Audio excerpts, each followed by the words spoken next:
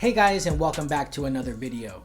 Now that spooky season is upon us, I decided it's time to go over my favorite horror movies of all time. Now, I may have mentioned these films in past physical media collection videos, which I will be sure to link up, but in this video, I will go slightly more in depth as to why I chose these films as my favorite.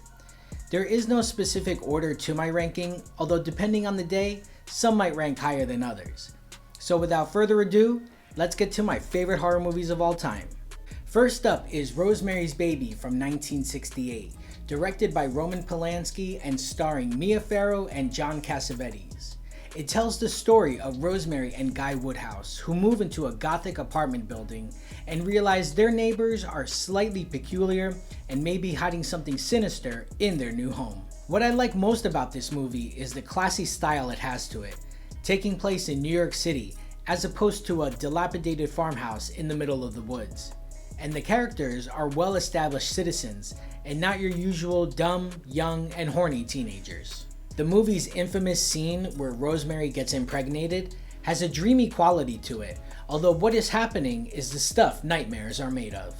Another horror movie that has that classy aspect to it is 1973's The Exorcist, directed by William Friedkin and starring Ellen Burstyn, Max von Sydow, and Linda Blair as Reagan, the little girl who becomes possessed by Pazuzu.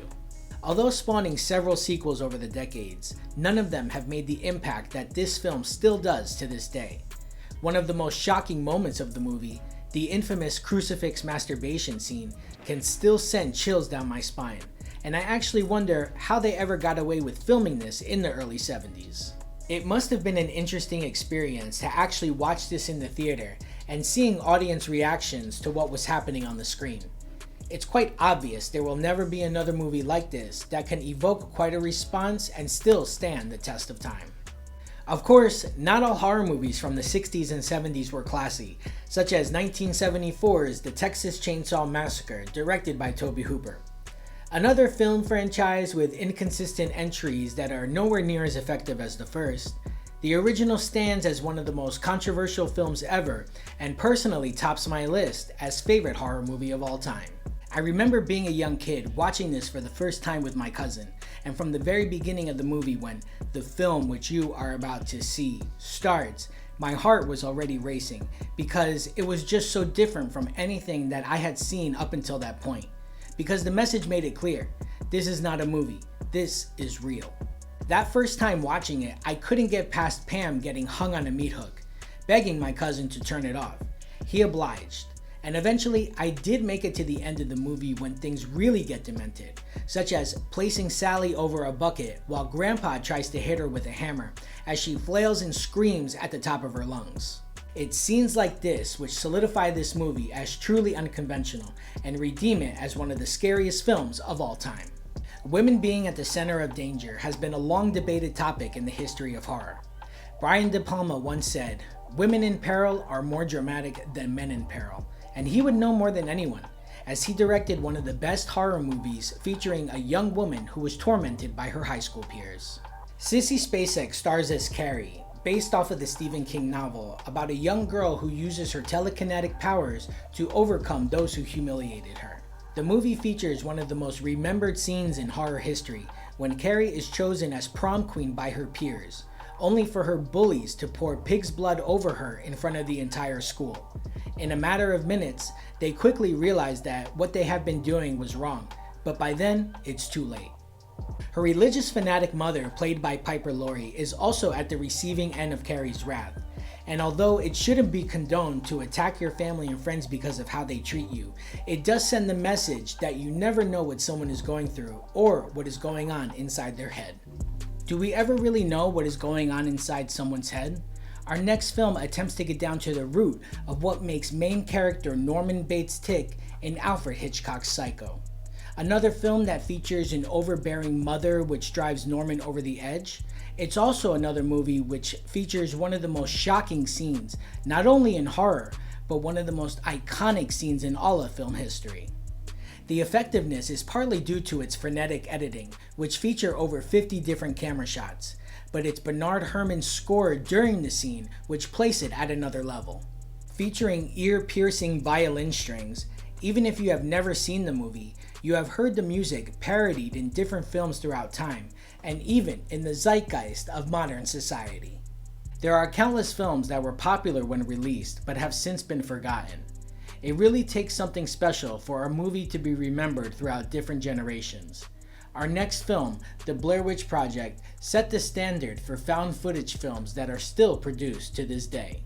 Released in 1999, before going viral was ever a thing, The Blair Witch Project intrigued audiences throughout America with its marketing campaign that assured viewers this was not a movie, but real footage that real people actually shot themselves. Of course, a flip through late night TV and magazine stands at grocery stores would quickly dispel those rumors. But the filmmaker's minimalist approach to its story forced viewers to use their imagination to scare themselves silly. It worked on some audiences and didn't work on others, but the incredible box office returns and the lasting impact the film had on horror and the found footage subgenre definitely speak for itself. Most horror movies aren't known for showing less to evoke a response, but some movies show so much and are so intense they can't help but bring out a visceral reaction to the viewer. Wes Craven's The Last House on the Left from 1972 is one of those movies. As opposed to supernatural scares like vampires or zombies, The Last House on the Left takes a more realistic approach.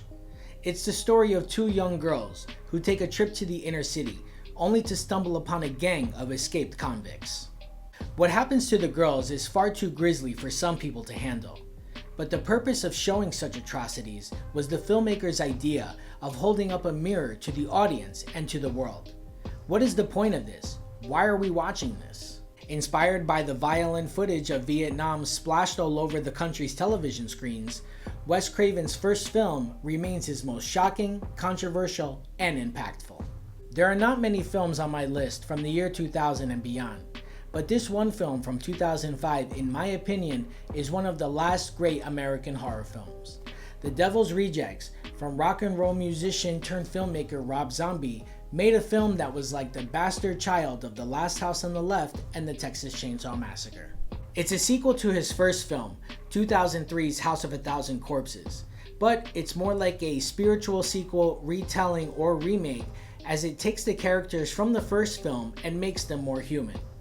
The trio band of killers are on the run and are vengefully targeted by Sheriff John Quincy Wydell, masterfully played by William Forsythe. Where A Thousand Corpses was like a demented trip through a messed up haunted house, The Devil's Rejects is like a horrible journey through a backwoods hillbilly village, a place that you don't want to visit and something you sure won't forget anytime soon. Alright guys, that about does it for this video of my favorite horror movies of all time.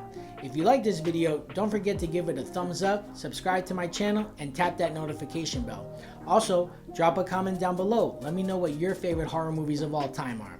Alright guys, I will see you next time.